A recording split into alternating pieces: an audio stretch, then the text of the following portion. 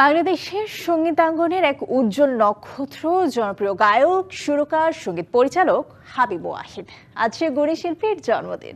একাধিক প্রজন্মের হৃদয়ে স্থান করে নেয়া এই শিল্পীর জন্মদিন ঘিরে ভক্ত অনুরাগীদের মাঝে বইছে আনন্দের বন্যা। আধুনিক আর লোকজ সুরের মেলবন্ধনে যিনি সৃষ্টি করেছেন এক অনন্য ধারা। সম্প্রতি তার একটি গানে আলোচনার ঝড় উঠেছে নেট দুনিয়ায়।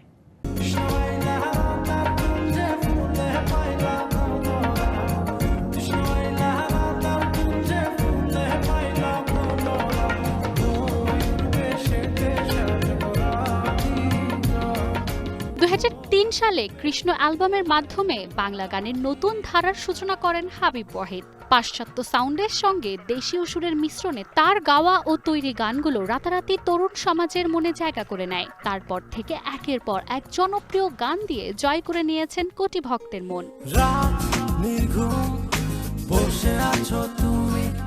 শুধু গান নয়, হাবিব একজন প্রতিভাবান সুরকার ও সঙ্গীত পরিচালক হিসেবেও সমান জনপ্রিয়। আধুনিক প্রযুক্তিকে ব্যবহার করে বাংলা গানের নতুন দিগন্তের উন্মোচন করেছেন তিনি।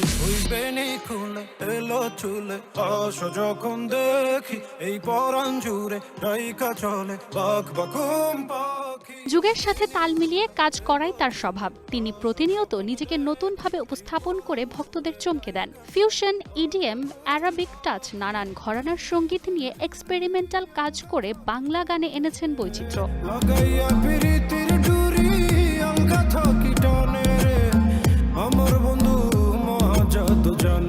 সম্প্রতি কোক স্টুডিও বাংলার তৃতীয় সিজনের ষষ্ঠ গান মহাজাদু রিলিজ হয়েছে, যেখানে ফার্সি ও বাংলার ফিউশনে আবারও হাজির কণ্ঠশিল্পী ও সুরকার হাবিব ওয়াহিদ। ফিউশন গান হওয়ায় নেট দুনিয়ায় এখন বেশ ভাইরাল এই গান।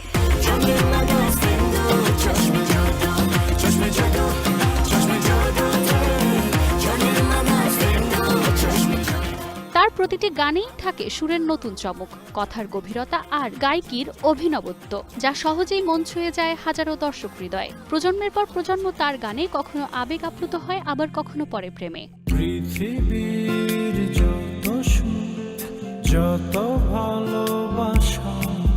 লোকজার আধুনিকতায় যিনি সেতু বন্ধন, হাবিব ওয়াহিদের সুরে খুঁজে পায় নতুন জীবন। Manjuma Afroz, Nilima, DBC news desk.